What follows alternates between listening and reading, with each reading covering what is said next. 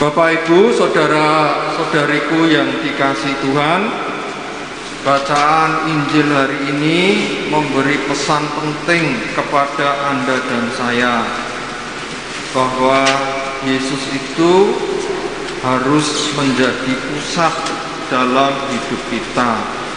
Kenapa? Karena Ia adalah pribadi yang berwibawa. Firman dan kata-katanya itu penuh kuasa. Ya. Ia mengajar berbeda dengan ahli-ahli Taurat yang lain, sehingga orang-orang pun takjub.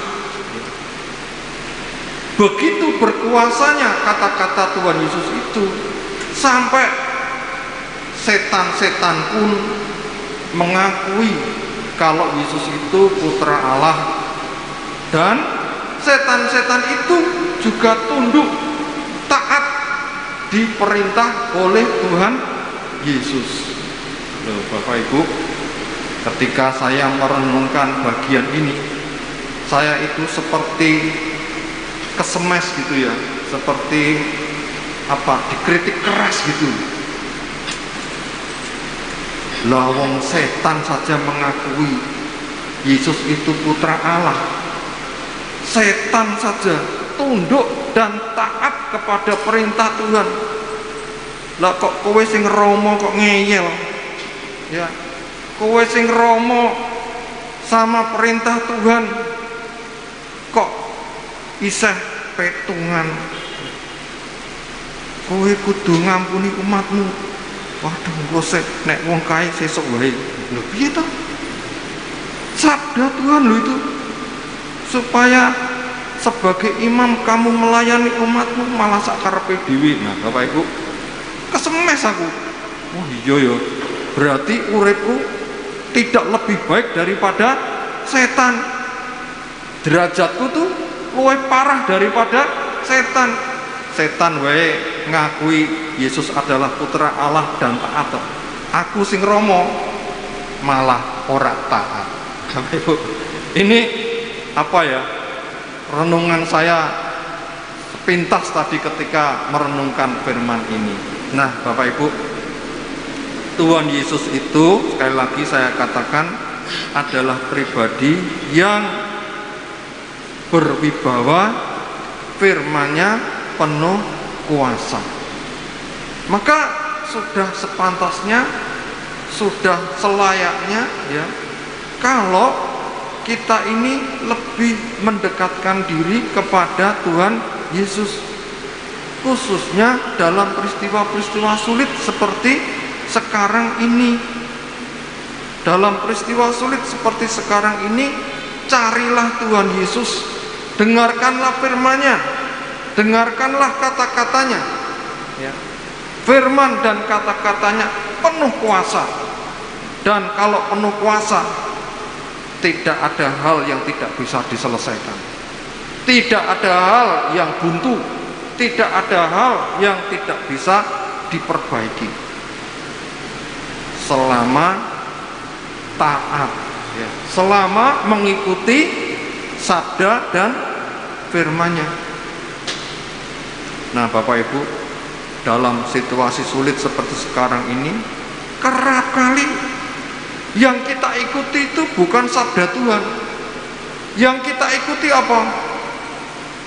Ego kita sendiri, kecemasan-kecemasan dan ketakutan-ketakutan kita sendiri. Yang kudune itu mewartakan kabar gembira, akhirnya malah apa? Karena ketakutan sing diwartaken ki ming negatif wae, ming eleke wong wae, sehingga kehadiran kita itu yang harusnya membawa sukacita malah menjadi kehadiran yang menimbulkan perbantahan.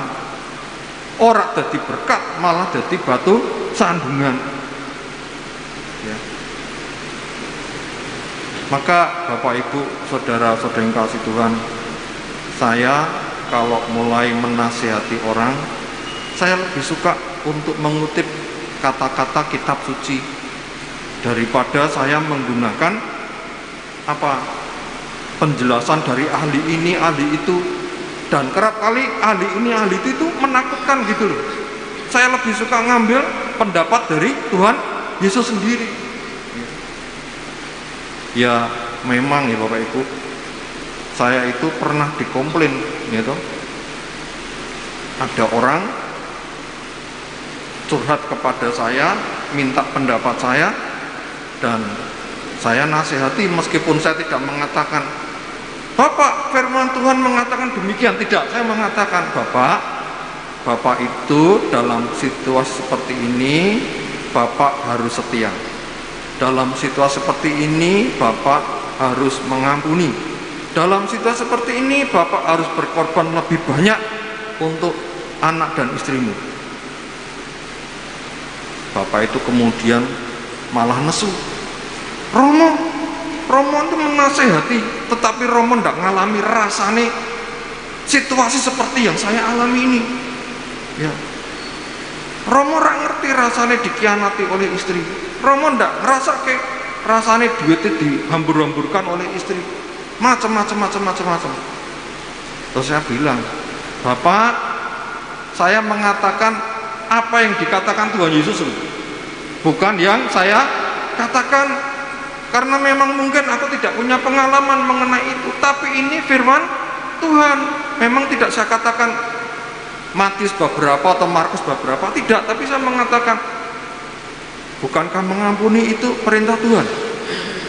Ya, bukankah melayani itu perintah Tuhan? Berkorban setia itu perintah Tuhan? Ya wis, Bapak, sabda Tuhan ini nek mbok ikuti, selamat keluargamu. Tapi nek sampean memilih untuk tidak mengikuti sabda Tuhan ini, sampean ngikuti emosi sampean, ya mbuh aku ora ngerti.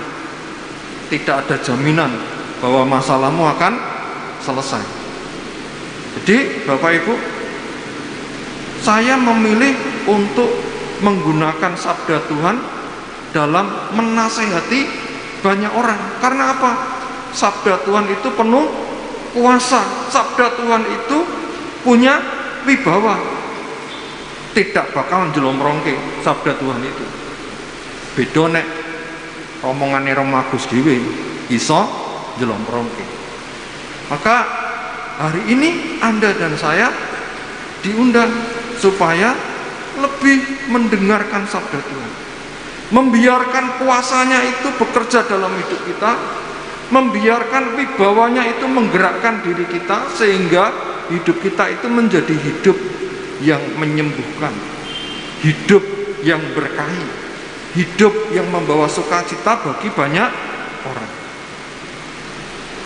Semoga Bapak Ibu, saudara-saudariku yang dikasihi Tuhan, kita semakin menjadi pribadi-pribadi yang taat kepada perintah Tuhan, kepada sabda Tuhan. Ojo sampai awake dhewe kok kalah karo setan. Setan wae taat, awake dhewe kok malah ngeyel. Nek sampean ora pengen disebut luwih parah daripada setan, ya bersikaplah lebih baik daripada setan, atau minimal sama dengan setan gitu ya. Wong setan wae taat tok awake dhewe ora. Ya, itu gojekannya begitu ya, jubnya seperti itu. Semoga Anda dan saya boleh makin bertumbuh dalam iman, kasih dan pengharapan. Tuhan memberkati kita semua.